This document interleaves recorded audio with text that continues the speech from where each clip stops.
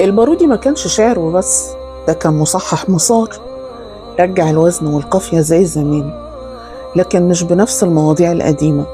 لا، الراجل بدأ يحكي عن مصر وعن نفسه وعن سجنه ونفيه وعن الغربة اللي جوه القلب. يعني ببساطة رجع العربية للحياة، والناس اكتشفت إن اللغة مش للعواجيز، دي شابة بس اتهمشت شوية. هنا بقى يظهر أحمد شوقي. شوقي كان ابن طبقة راقية، متعلم بره ومثقف لدرجة تخليك تشك إنه كان بيذاكر لنفسه وللجيل كله. الراجل لقي البارودي يرجع الشعر للحياة، فقال لك طب ما نخليه هوليود العرب.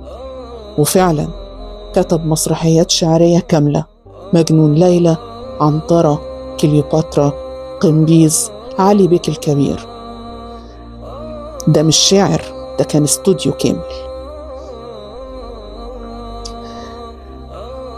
عارف يعني ايه شاعر يقرر يدخل شعره المسرح؟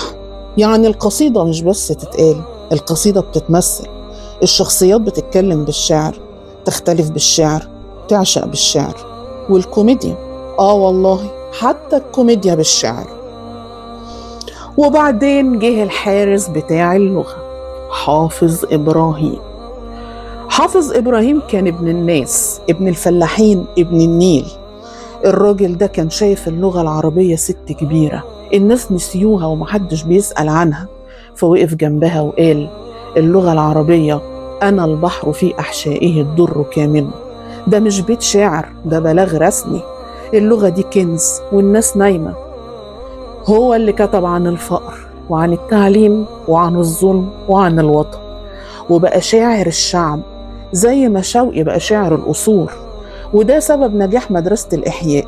كان فيها القصيدة الراقية والقصيدة الشعبية والقصيدة الوطنية، كلهم تحت سقف واحد: مصر. المدرسة دي أثرت على مين؟ أثرت على كل حد. لو ما كانش فيه بارودي ولا شوقي ولا حافظ، ما كانش هيبقى فيه صلاح عبد الصبور ولا الأبنودي ولا بيرام التونسي، ولا حتى أغاني أم كلثوم اللي اتلحنت على قصايد فصحى.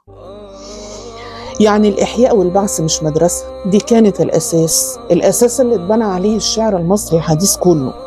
يعني باختصار، لو بتتكلم عربي بالمصري النهاردة يبقى لازم تشكر المدرسة دي، لأنهم رجعوا للغة روحها.